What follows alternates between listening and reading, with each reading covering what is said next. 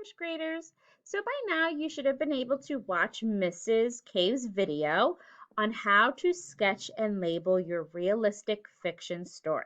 So I thought I would show you my story. So the first thing I did was I thought of my character's name, which is Melissa. And then I thought of a setting. Where do I want Melissa to be? And I decided to have Melissa be outside during recess at school. The next thing I thought about was what kind of trouble can Melissa get into during recess outside? And I thought of Melissa getting into an argument with her friend about being first on the slide. So that's the trouble that Melissa is in. I was able to sketch and label, and I want to show you. So this is my first page. We have Melissa's teacher, and she's saying, let's go outside for recess. And then here's Melissa and her friends.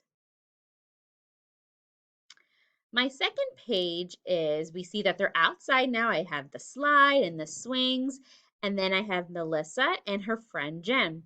And Jen is saying, I want to be first. But Melissa says, no, I want to be first.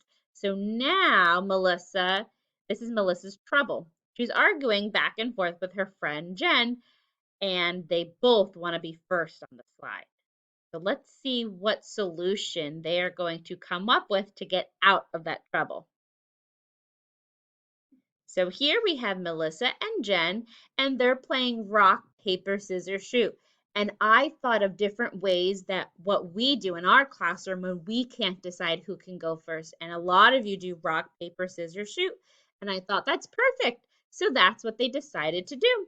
So Melissa has rock, Jen has paper.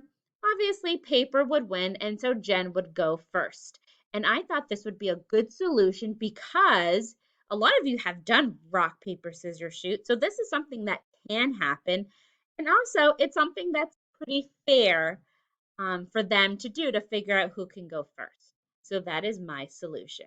So now you are going to go ahead and sketch and label. You can print out the papers that I attached to Google Classroom. Or if you don't have a printer, I use regular notebook paper and I just split it in half. And that's something that you can do. All right, writers, have fun. I can't wait to see it.